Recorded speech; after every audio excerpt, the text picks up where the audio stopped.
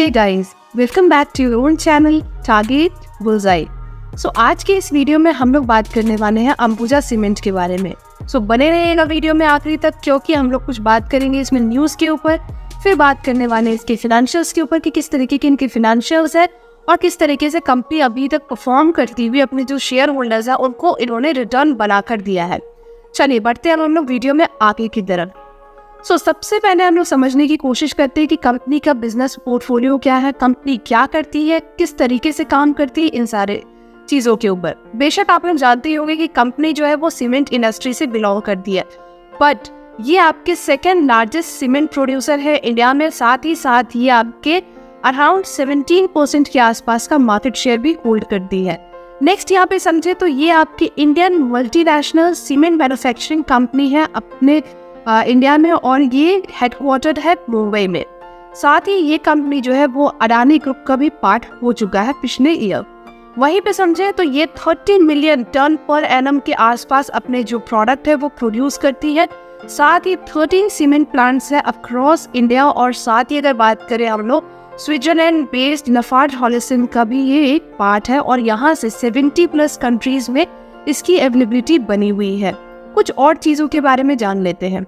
जैसे कि हम लोग यहाँ में बात करें कंपनी के कितने प्रोडक्ट्स हैं, तो यहाँ आपको नंबर्स ऑफ प्रोडक्ट देखने को मिलेंगे। एक दो नहीं बल्कि 9 प्रोडक्ट ऐसे हैं इनके जो मार्केट में अवेलेबल है। हो सकता है एक आध मुझसे छूट गई हो, बट अगर आपको पता है कि वो कौन सी प्रोडक्ट है जिनका जिक्र हमने इस वीडियो में नहीं किया, तो वो आप हमें कॉमेंट बॉक्स में बता सकते हैं। तो सबसे पहले जाने तो अंबुजा सीमेंट, अंबुजा कवच, Ambuja plus and many more. तो ये रहे इनके प्रोडक्ट्स। अब समझ लेते हैं यहाँ पर कि किस तरीके के रिटर्न कंपनी ने बनाकर दिए हैं इनके शेयर होल्डर्स को।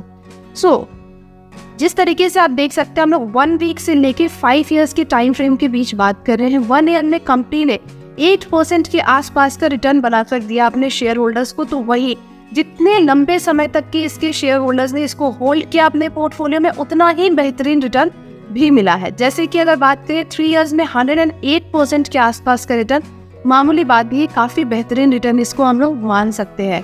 5 इयर्स की बात करें तो यहाँ पर भी 100% के आसपास का रिटर्न मिल चुका है। तो किस तरीके से यहाँ पर कंपनी रिटर्न प्रोवाइड कर रही है इनके शेयर होल्डर्स को, वो आपने देख लिया है। नेक्स्ट यहाँ पर समझते हैं कि इसके स्टॉक वैल्यूएशन कैसे है, किस तरीके के इनके वैल्यूएशन बने हुए हैं मार्केट में। डिविडेंड यील्ड परसेंटेज की बात करें जो कि है आपकी 0.56%, EPS is 10.36 and industry P और स्टॉक पी की बात करें सो इंडस्ट्री पी यहाँ पर आपको 45.93 के आसपास नजर आ रहे हैं। तो वहीं पर फेयरली वैल्यूड प्राइस पे ये शेयर आपको मिलने वाला है जो कि है 43.53। तो यही से आप अनुमान लगा सकते हैं कि कंपनी कितनी ज्यादा फेयरली वैल्यूड है, और यहाँ से आप चाहे तो अपने डिसीजंस बनाने के लिए तैयार हो सकते हैं। बट सारी चीजों को एक बार जरूर देखें कि किस तरीके से परफॉर्म की है कंपनी ने, इनके फिनेंशियल्स कैसे रहे। आधी अधूरी इन्फॉर्मेशन के साथ कभी भी हमें किसी भी शेयर में इन्वेस्टमेंट नहीं करना चाहिए। नेक्स्ट अब यहाँ पे हम लोग समझते हैं जरा debt and cash flow. Company के ऊपर कितने डेट है और कंपनी के पास कितने कैश फ्लो अवेलेबल है बाकी चीजों के लिए। यहाँ आप देखेंगे डेट जो है कंपनी के ऊपर वो है 47.71 करोड़ के आसपास। तो वहीं पर कंपनी के पास कई गुना ज्यादा डेट के मुकाबले कैश फ्लो अवेलेबल है, विच इज 2533 करोड़। तो यहाँ से आपको समझ आ गया होगा, जहाँ कंपनी के पास छोटे अमाउंट में आपको डेट देखने को मिल रही है, तो उसी के मुकाबले कैश फ्लो कंपनी के पास काफी अच्छे खासे नंबर्स में आपको नजर आएंगे। नेक्स्ट यहाँ पे हम लोग समझते हैं क्वार्टरली परफॉर्मेंस की, किस तरीके से क्वार्टर ऑन क्वार्टर बेसिस पे कंपनी ने परफॉर्म किया है। यहाँ आपको जो नंबर्स देखने को मिल रहे हैं, सेल्स हो, ऑपरेटिंग प्रॉफिट हो या फिर नेट प्रॉफिट हो, ये सारे ही इस क्वार्टर के नंबर है। सेल्स की बात करें 7,966 करोड़ के आसपास का इनका सेल्स जनरेट हुआ है। बट अगर आप कंपेयर करेंगे बाकी क्वार्टर्स के मुकाबले, जैसे कि जून 22, सितंबर 22 एंड वहीं पे दिसंबर और मार्च की बात करें, तो यहाँ आपको बीच में जो आपके 22 के नंबर्स जो रहे हैं वो आपको फ्लक्चुएट होते हुए नजर आए हैं। आपको स्लाइटली यहाँ पर डिप भी देखने को मिला है सितंबर 22 के नंबर्स में। उसके बाद कंपनी थोड़ी सी और बेहतरीन परफॉर्म करती हुई आपको इस क्वार्टर अच्छा आपको यहाँ पे थोड़ा सा जंप आपको देखने को मिला है इन कंपैरिजन टू सितंबर 22 एंड वहीं पे बात करें तो दिसंबर 22 के भी नंबर्स से। ऑपरेटिंग प्रॉफिट के ऊपर नजर डालते हैं तो ऑपरेटिंग प्रॉफिट निकल के आ रहा है 1239 करोड़। यहाँ पर भी आपको जो है वो डिक्लाइन देखने को मिला है सितंबर 22 के नंबर्स में, बट उसके बाद आपको ये एक पॉजिटिव ट्रेंड दिखाते हुए आपको नंबर्स में उछाल देखने को मिला है, विच इज 1239 करोड़। नेक्स्ट बात करते हैं नेट प्रॉफिट के ऊपर। तो नेट प्रॉफिट में भी आपको सिमिलर सिनेरियो देखने को मिलेगा सितंबर 22 की जहां हम लोग बात कर रहे हैं। तो यहाँ पे आपको डिप के साथ इस क्वार्टर आपको कंपनी बेहतरीन परफॉर्म करती हुई नजर आ रही है। उसके बाद अब हम लोग यहाँ पर बात कर लेते हैं इसके ईयर ऑन ईयर बेसिस के रिजल्ट्स के ऊपर। So year on year basis की बात करें तो sales, operating profit and net profit के नंबर्स आप देख सकते हैं इस साल के जो नंबर्स रहे हैं। वहीं पे आप देखेंगे दिसंबर 2020, 21, 22 एंड मार्च 23 के नंबर्स आप सभी के सामने हैं। सेल्स के बारे में बात करें तो सेल्स के नंबर्स में आपको लगातार एक बढ़ोतरी देखने को मिला है, जहां पर इसकी शुरुआत थी 24,516 करोड़ के आसपास। वहीं पर आज की अगर हम लोग बात करते हैं दैट मींस इस साल की, तो वो है 38,937 करोड़। तो ऑब्वियसली आपको अच्छा खासा यहाँ पर जंप देखने को मिला है पिछले साल के भी मुकाबले। ऑपरेटिंग प्रॉफिट की बात करें तो ऑपरेटिंग प्रॉफिट में आपको यहाँ पर फ्लक्चुएशंस देखने को मिलेंगे हर एक साल में, बट उसके बावजूद भी पिछले साल के मुकाबले 5,122 के आसपास का इनका ऑपरेटिंग प्रॉफिट निकल के आया है। जबकि अगर बात करते हैं दिसंबर 2021 के मुकाबले तो स्टिल ये आपको डिप में ही देखने को मिला है। अभी भी जहां पर दिसंबर 21 के जो नंबर्स थे वो थे 6,210, but still it is now 5,122 crore. Net profit की बात करते हैं, सो नेट प्रॉफिट में भी आपको सिमिलर सिनेरियो देखने को मिलेगा जैसे कि ऑपरेटिंग प्रॉफिट में आपको नजर आ रहा था। अभी आपको नेट प्रॉफिट में भी जो इनके नंबर्स रहे हैं दिसंबर 21 के वो ज्यादा बेहतरीन थे in comparison to current year, but still आपके पिछले ईयर के मुकाबले इस ईयर आपको ये कंपनी परफॉर्म अच्छी करती हुई नजर आई है। दैट मीन्स जो चीजें थी वो आपको सुधार होती हुई नजर आ रही है। नेक्स्ट यहाँ पे हम लोग समझने की कोशिश करते हैं इसके sales and profit growth percentage.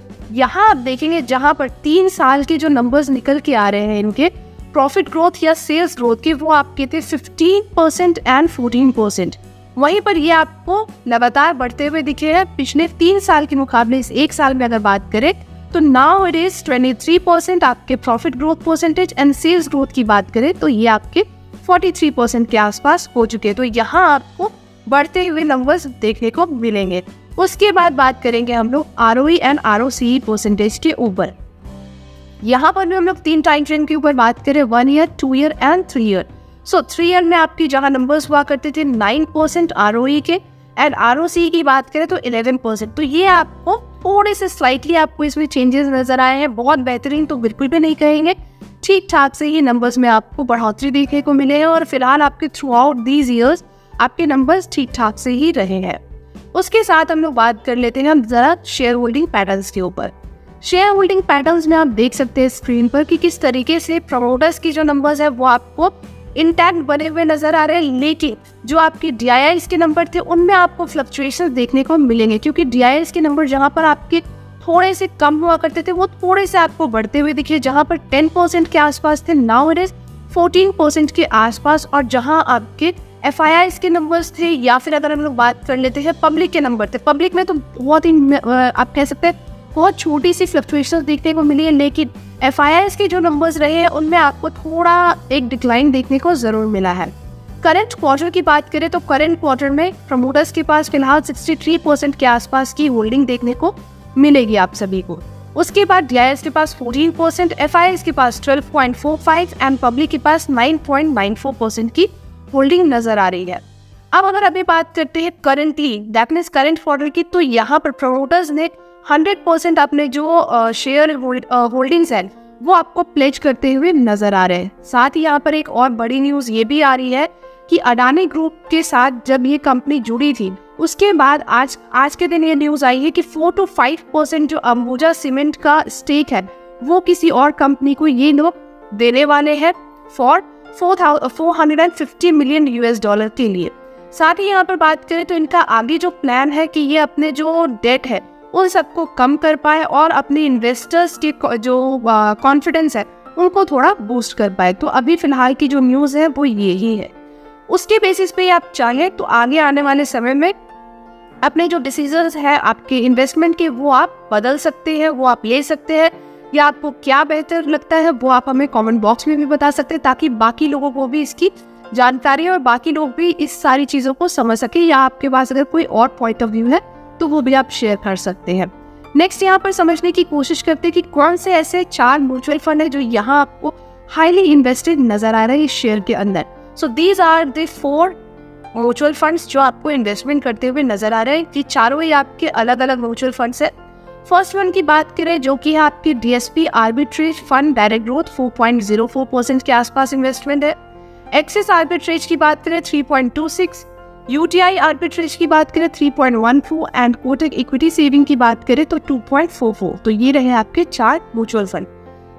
आखिरी में आप हमें जरूर बताइएगा कि आपको ये वीडियो कैसा लगा है। बाकी आपसे मिलेंगे नेक्स्ट वीडियो में बहुत ही जल्द। तब तक के लिए thank you and take care.